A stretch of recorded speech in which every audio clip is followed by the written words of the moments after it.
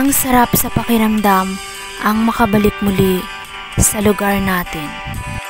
Walang kasing sarap sa pakiramdam yung makauwi ka ulit sa probinsya kung saan ka namulat at lumaki. Ika nga, kung saan man tayo dadalhin ng mga paa natin, kung saan man tayo makarating na lupalop ng mundo, babalik at babalik din tayo sa pinanggalingan natin.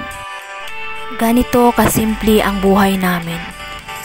Napalibutan kami ng kulay berde ng mga dahon at ang sarap ng simoy ng hangin. Simple man ang buhay natin, ang mahalaga tayo ay malusog at walang sakit ang pamilya. Mahirap man ang buhay, pero hindi ka dito magugutom basta masipag ka lang. Namulat ako sa mundong ito na mahirap lang kami, kaya never kong ikinahihiya kung ano man ang estado ng buhay namin. Dito sa probinsya, hindi mo na kailangan bumili ng tubig at hindi mo na din kailangan bumili ng panggatong mo. Kung laki ka sa probinsya, makaka-relate ka. At alam na alam mo kung ano ang buhay sa probinsya.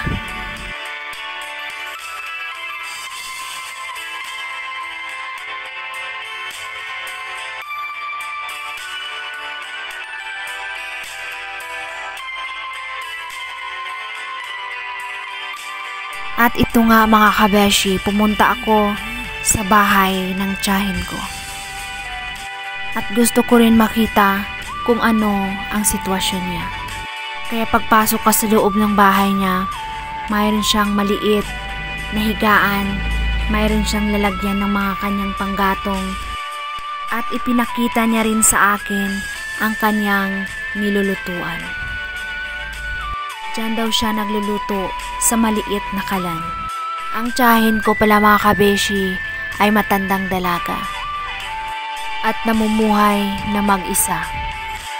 At ipinakita niya sa akin ang kanyang higaan na kasya lang siyang mag-isa. Gusto ko man siyang tulungan pero wala akong magagawa. Kaya sana darating yung araw na matutulungan ko siya.